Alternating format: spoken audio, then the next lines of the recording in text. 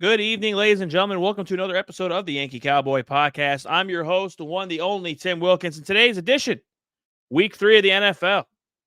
It's fun, it's stupid, it's all the above.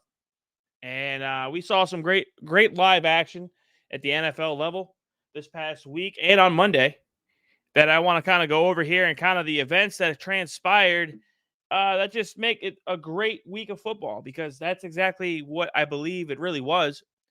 On any given Sunday, any team can beat any team, and we saw that full-handedly at the NFL level this past week, week 3. Obviously, Thursday night football started with the 49ers and Giants. Obviously, the Giants are coming off a very, very just painful loss, and they're going to continue to just lose this season. I'm not sure if they're tanking or what, but San Francisco is on a serious roll here, and I mean that legitimately. The crazy thing about this with San Francisco is the stat line that kind of ensues here is that everybody on all sides of the ball are getting the ball. You have Brock Purdy throwing for 310, 2 touchdowns. Christian McCaffrey having 18 carries for 85 yards, 1 score. Deebo Samuel, who arguably is the best receiver in the league, 6 receptions, 129, 1 touchdown. What you see is that the 49ers continuation of dominance. And you will continue to see that throughout the season. Once we get into the week 4 preview and kind of go through the week 4 schedule a little bit. The one that kind of caught me, we're going to go through the list of games here, but the Sunday games were obviously uninspiring to a certain level. But the one kind of I would say the 1 o'clock or 4, the storyline that kind of got out there Monday morning was the onslaught that we saw with the Denver Broncos and the Miami Dolphins. Miami putting a number up there, really good, a strong number, 70 points, was 3 points away from breaking arguably the highest point total record in the NFL for a single game. And they were at home, and they put 70 points up against the Broncos, who are still reeling. The Broncos still can't figure this out, and it's starting to show here.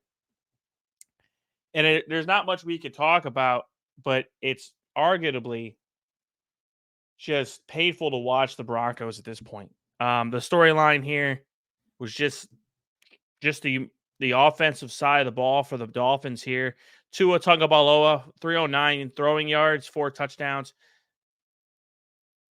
I'm not even going to try to pronounce the running back's name for the Miami because he kept changing his name 3 times.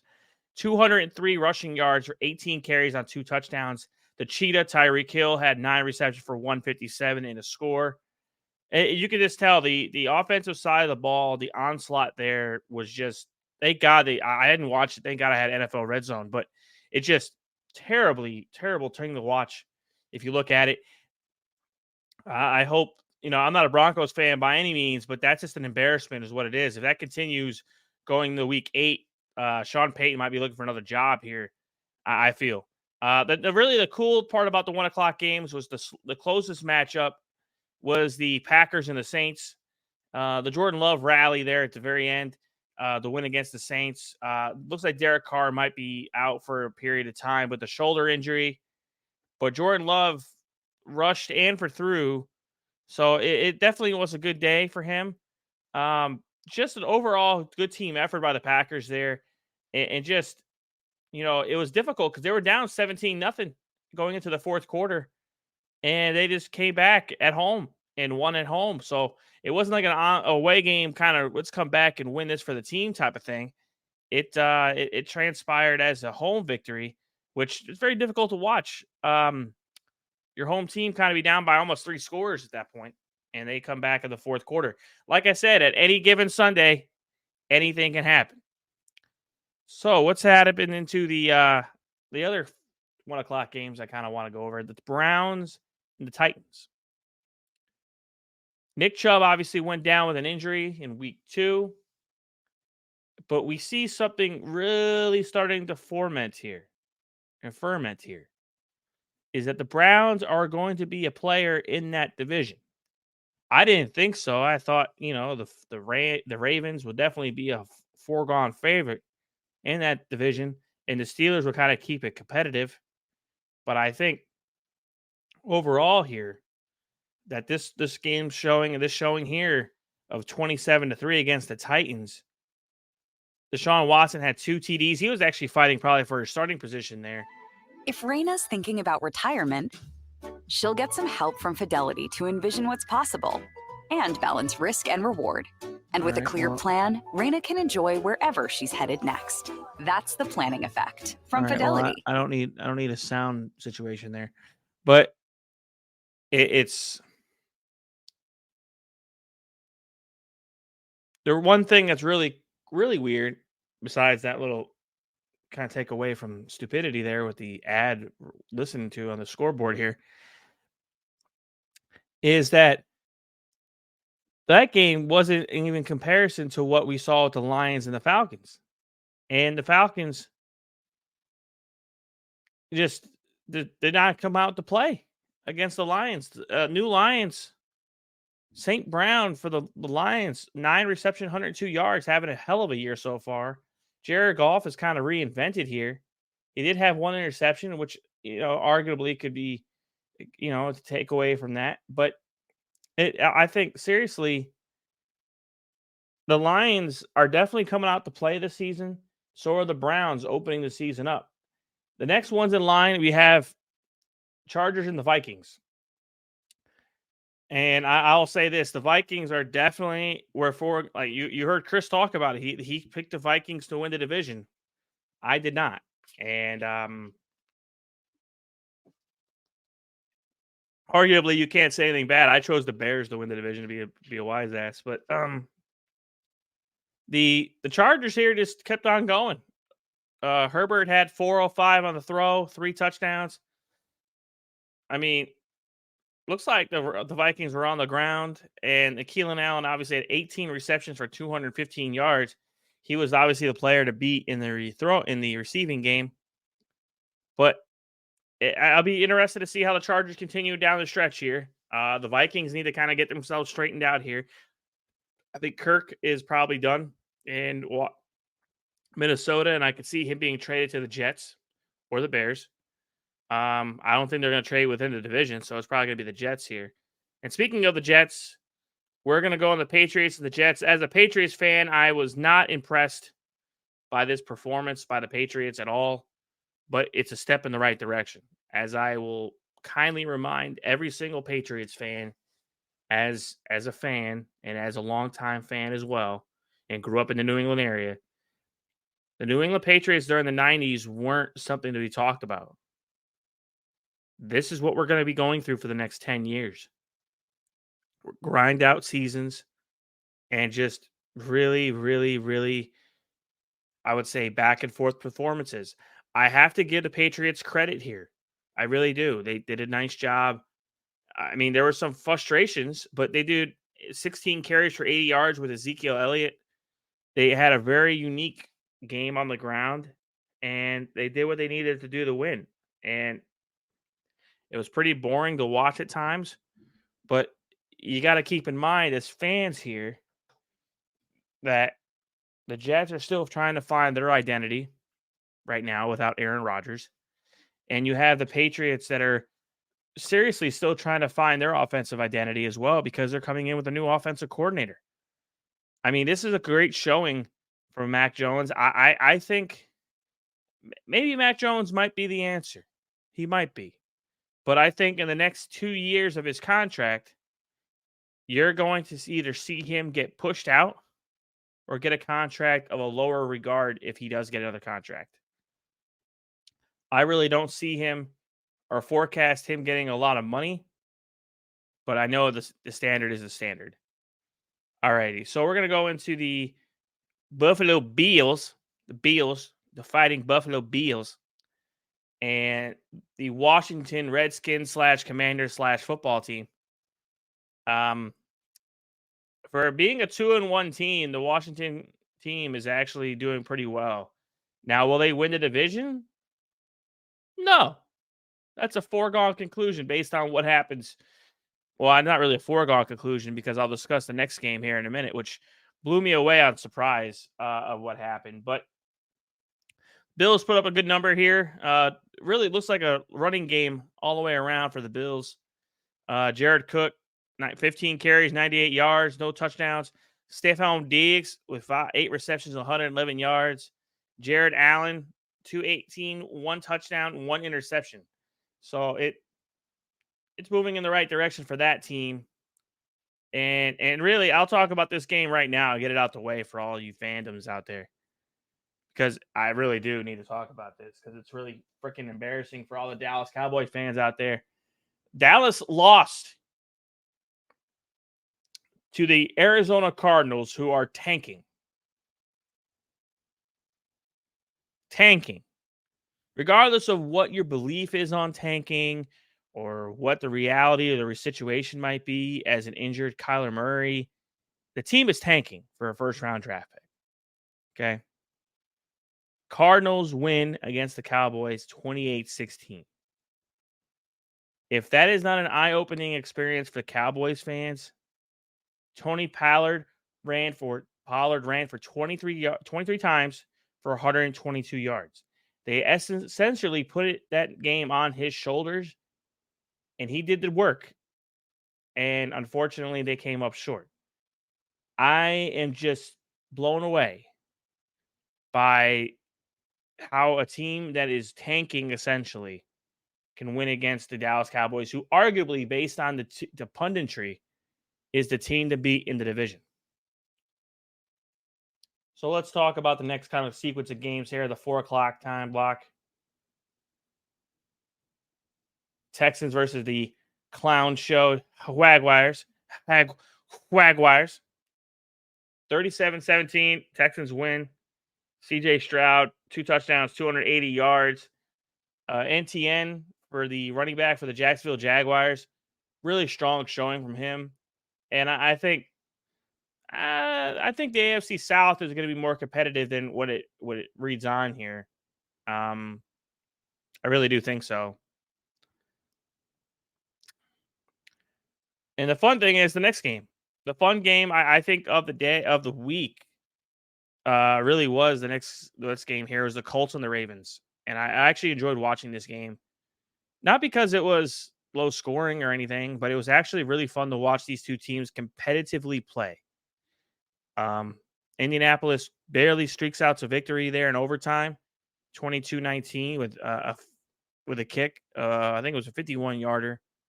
But this kicker for the Colts literally hits 4 field goals over 50 yards.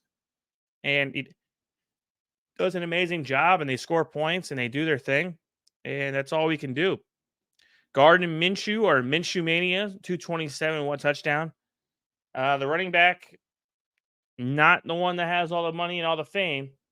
Mr. Moss, the running back for Indianapolis, ran 30 times for 122 yards. And Pittman Jr. had 9 receptions for 77 yards. So it was actually a really good back and forth game. Pretty ecstatic about the overall what can happen. Really, what the crazy thing is here is what might have happened in this Panthers and Seahawks game. And I'm not exactly sure the injury situation with the quarterback there in Carolina, the phenom from Alabama. But Andy Dalton got put in that game there and threw for 361 yards and 2 touchdowns for Carolina. Really, realistically, it really was just a great overall, like a good series of games here on the 4 o'clock hour, or 3:30 for all you guys on Central Time. But then you have the Chiefs and the Bears, which, all right, let's talk about the elephant in the room here, shall we? What's really is important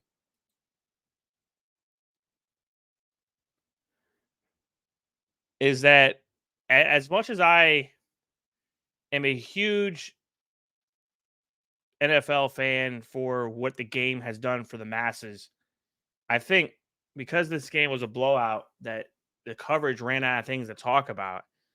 So they started talking about Travis Kelce's personal life. And out of respect, because I wouldn't want it done to me, Let them live, ladies and gentlemen. Just let them live. You know, if she wants to date Travis and Travis wants to date her, let it play out. You know, we'll see sooner rather than later if it's going to be one of those song titles or something from her about breaking up or something. And on all seriousness, I got really tired of watching the coverage because not only was it a blowout, but it was a love fest, like, mockery. It was literally a mockery of the sport.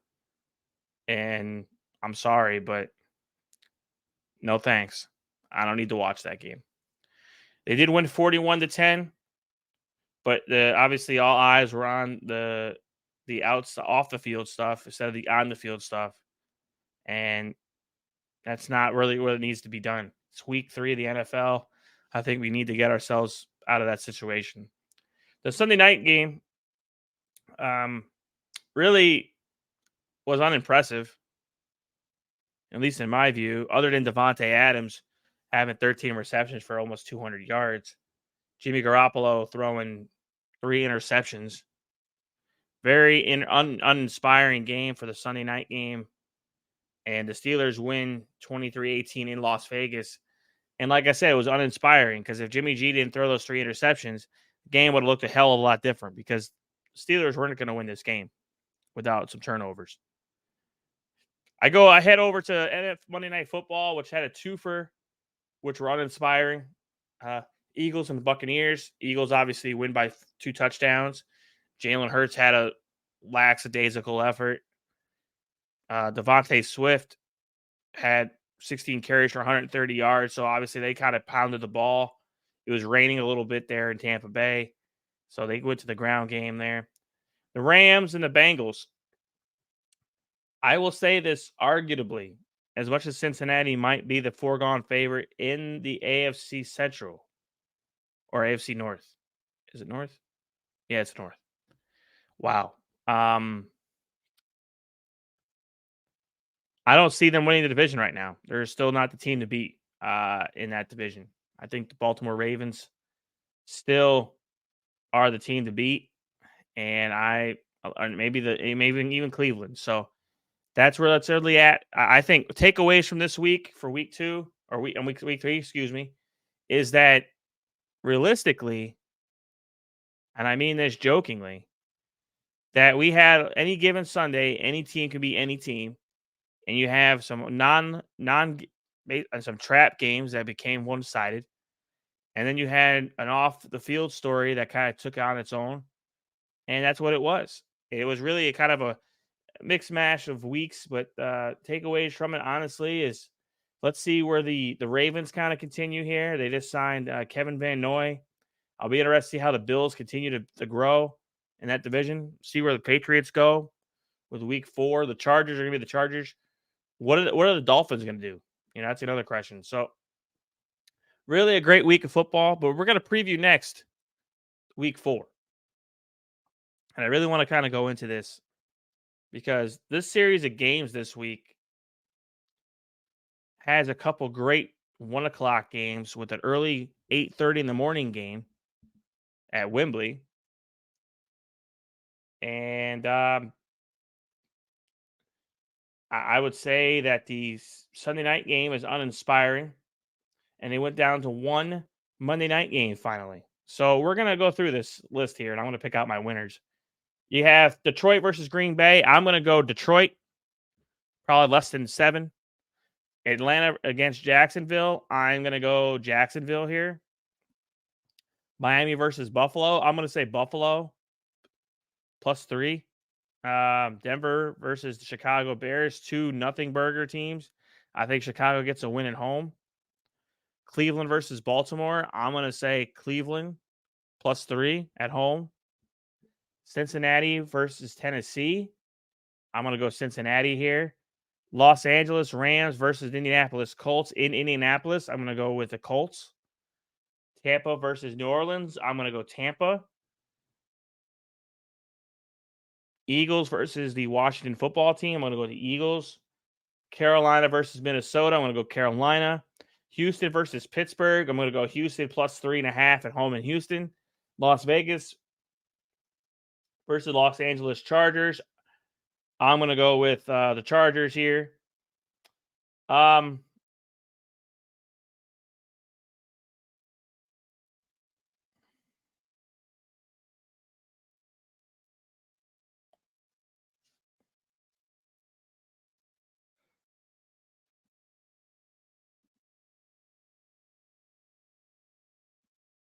New England versus Dallas. I'm going to say New England here. That's just me. And that's just how it's going to be.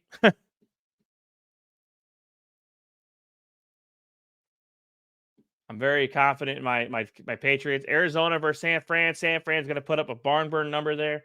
Kansas City against the Jets. I'm going to go Kansas City here, probably by 2 touchdowns. Seattle at New York. For the Monday night game, I'm going to go Seattle here, probably by a touchdown.